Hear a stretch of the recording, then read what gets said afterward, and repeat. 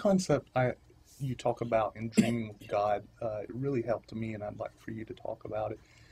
Is kind of how you approach the idea of the already and not yet. Is sometimes I would pray for people and kind of while I was praying, use it as an excuse. I was about to tell them, well, sometimes the kingdom doesn't come, and you kind of talk about protecting your heart and strengthening yourself in the Lord. Could you talk about that some?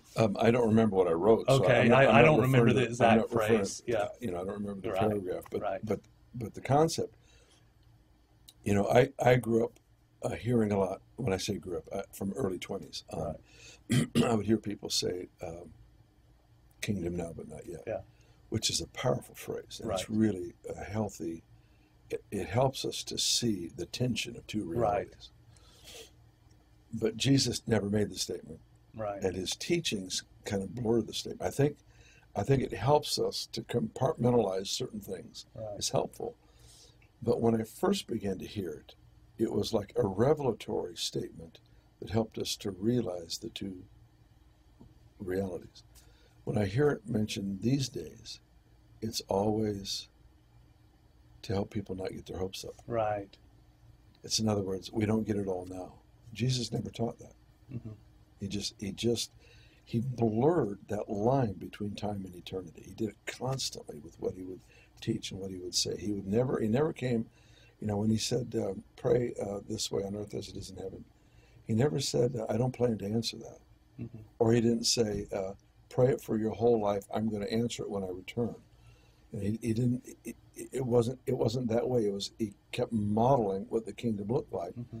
and he would teach, and then the miracles would come, or he'd do miracles, and then he'd teach to explain them, Mm-hmm. to put them in their place, in a place of significance. So we have to position ourselves to not create a theology around what doesn't happen. Mm-hmm. Because what happens is we don't get a breakthrough, and we want answers. And so we end up creating a theology that actually sustains the lack of breakthrough. The disciples were the most trained in the miraculous. Before Jesus died, he works with these 12. They were the most trained and experienced in the miraculous, I believe, of anyone to ever live up till that time. I don't think Elijah, even in his power, experienced what they experienced on a daily basis those 3.5 years. Mm-hmm. So here they are, the most experienced. They pray for a child. He doesn't get free. They were shocked, which is a new experience, because many of us get shocked when we get a breakthrough, and they were shocked when they didn't have one, And so they went to Jesus, wanting to know why. They wanted to know why, because this is supposed to work. And Jesus then told them, this kind of only comes out with prayer and fasting. The point being, there are reasons why.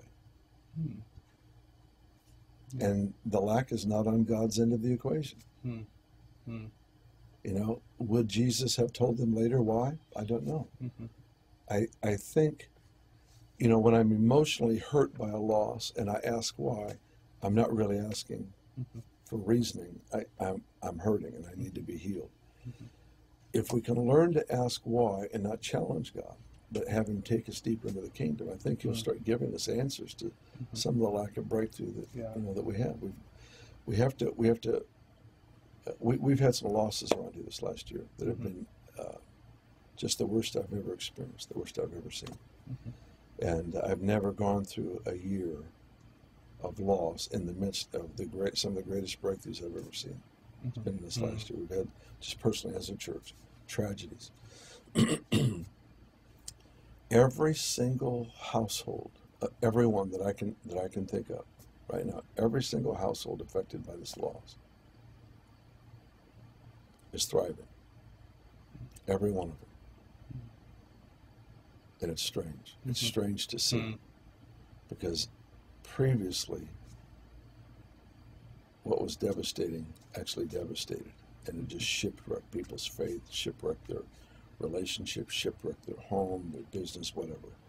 And everyone that I can think of, and I think it's 10 families in the last 18 months, have been absolutely devastated through tragedy. Every one of them are thriving. Why? Every one of them, before the crisis hit, had a firm cornerstone built in their life. And this cornerstone that we have to have established or we will falter. And that cornerstone is the goodness of God. Every one of them they are overwhelmingly convinced of God's goodness. It's never questioned. He is not blamed for tragedy. And they've learned, I think most if not all of them have learned not to blame themselves. Didn't I do enough? Didn't I pray harder? Should I fasted more? That only ends up in disappointment and tragedy. So if we can keep ourselves from building a theology that sustains the absence of miracles, if we can keep ourselves from blaming God or becoming equally devastating, becoming introspective and doing the guilt thing, the shame thing, well, I should have fasted more, I should have fasted 3 weeks instead of 2, or I didn't fast at all, I should have, whatever it might be. Instead of going into that hole that is real tough to recover from, we've got to stay in the place where we are willing to live without answers. And it sounds strange to do this, but what I tell folks is if you want the peace that passes understanding, you'll have to give up your right to understand. You have to give up your right to an answer. There's something about mystery that is really vital for us. We in every area where we have great revelation, the Lord allows us to have a realm of mystery at the same time. Otherwise, it wouldn't be called the faith. You have to have things that you don't have answers for. It doesn't mean I won't ever have answers. It just means I have to give up my right to the answer to get the peace that passes understanding. Then in that place of stability, we say, God, we want to know why, because the next time a parent comes to me with a child that's dying, I don't want their child to die. I want to do what Jesus did, where he brought a solution, he brought an answer. He stepped in every case that was brought to him. He stepped in and brought a kingdom answer. And people are coming to me thinking they're coming to you. And sometimes all they get is what I can give them, which is nothing. And so you've got to do something in me. Give me the understanding, the anointing, whatever it is that I need. I want to go farther in this. Because I want people to leave an encounter with me, an encounter with us as a church family, knowing that they have met with Jesus. And not just that they have met with, people that are committed to kingdom things. Yes.